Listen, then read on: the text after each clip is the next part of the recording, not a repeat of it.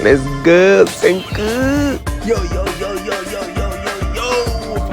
Familia.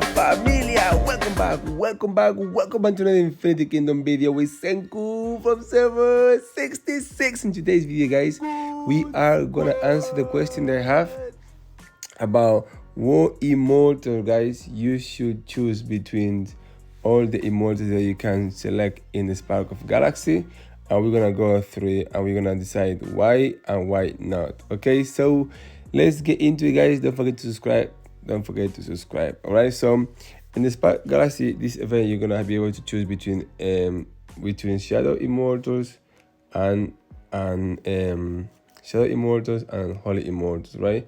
And almost, I believe, all of them has been added. At least this event is only for the pay to win immortals, right?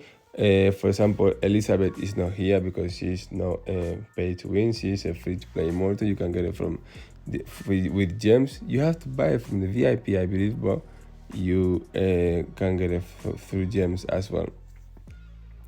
And on these immortals here, right? Let's put it this way. Obviously, it depends what you want to build. If you want to build either Shadow or if you want to build Holy, it all depends for what you want to do, really. Both of them are very strong. Both of them are very good. The only things, Holy counters Shadow, right? That's the only advantage that you're going to have if you build Holy or if you build Shadow. But if you have to choose one of those immortals, it's also going to depend of not also what much you're building, also what you're looking for, right? For example, if you're building a match for a PvP or if you're building a match for a PvE, right?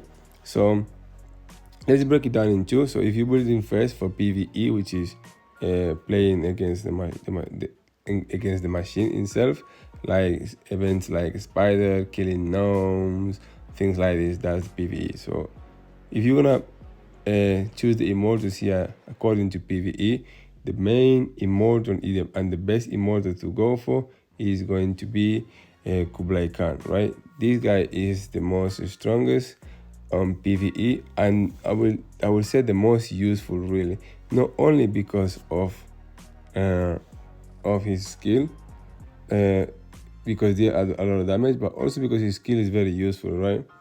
His skill is gonna absolutely boost the whole team as long as you put the right immortals next to him. So we don't want to go through his skill, guys. You already know him. He's been in the game for a long, so you guys know. And then also you can also go for the Tutankhamun. He is really good also for PvE. He does a lot of damage, and Siegfried as well. He also does a lot of damage for PvE, right?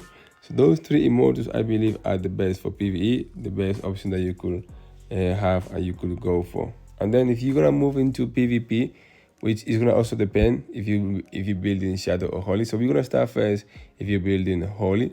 So if you're building Holy, right? Well, not if you're building Holy. Let's put it this way: if you want a Holy Immortal or if you want a Shadow Immortal.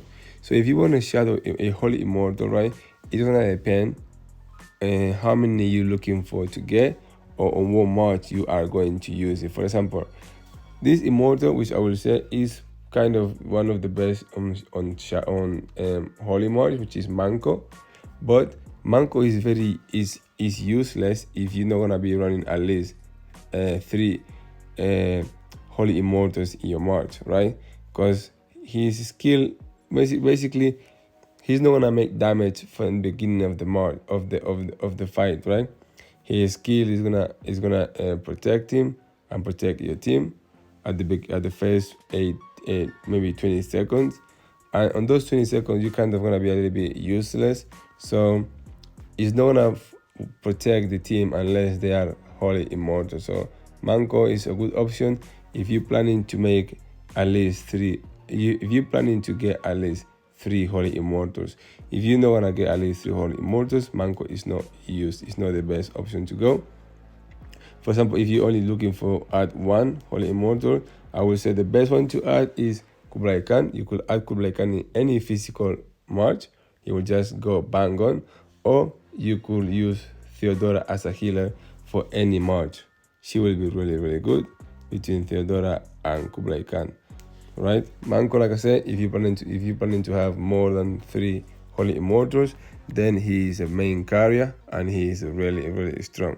But if you just looking to get one, obviously depend what match you're gonna put it in. Like I said, Kublai Khan is gonna be the best if you're looking for physical marches, and Theodora will be the best if you're looking for sustain and to get any strong healer for your march, right?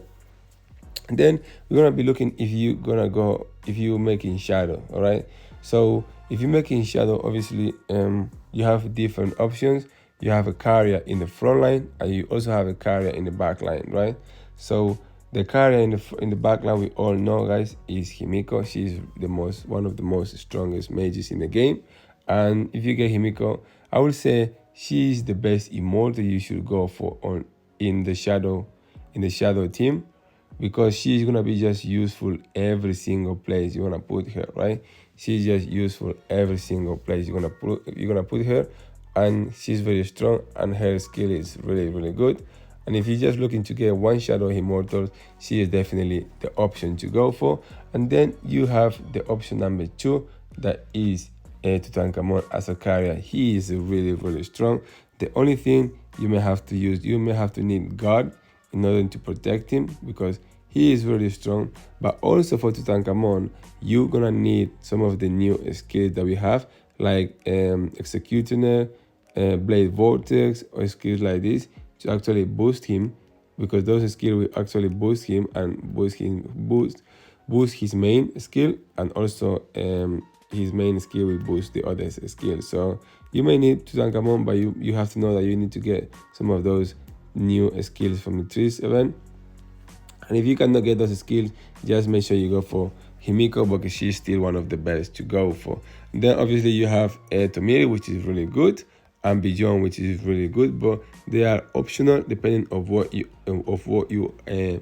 are building, right? Like I say, Himiko the first, and then Tutankhamun is also good, but Tutankhamun is got that problem that you need to have him with those new skills, or he's not gonna be strong. Just better go for Himiko, because he's gonna be okay with the normal magical skills that we already have, and that's it. So I will say if you have to pick one immortal from the shadow team, I will go for Himiko.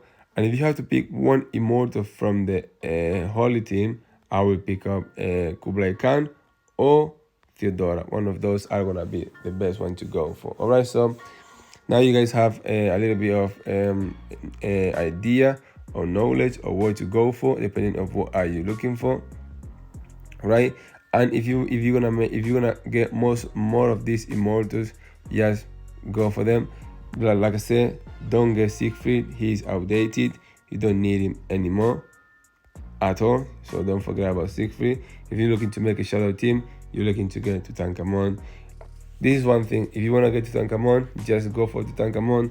Forget Himiko. All right. You don't need 2 carriers in one team. As long as you get 1 carrier and enough players, enough heroes to protect, that player is enough. So you have to choose between Tutankhamun or Himiko. Go for the one that you like the most, or go for the one suit you the best in your team composition, right? If you have another physical attack marches, then you better go for Himiko to have a little bit of magical damage. And if you got another magical damage marches, just go for Tutankhamun to compensate and have some physical attack. Okay, so that being said, guys, I hope you find this video useful. Don't forget to subscribe, give a like, and I see you guys in the next one. Bye bye, peace out, love you all.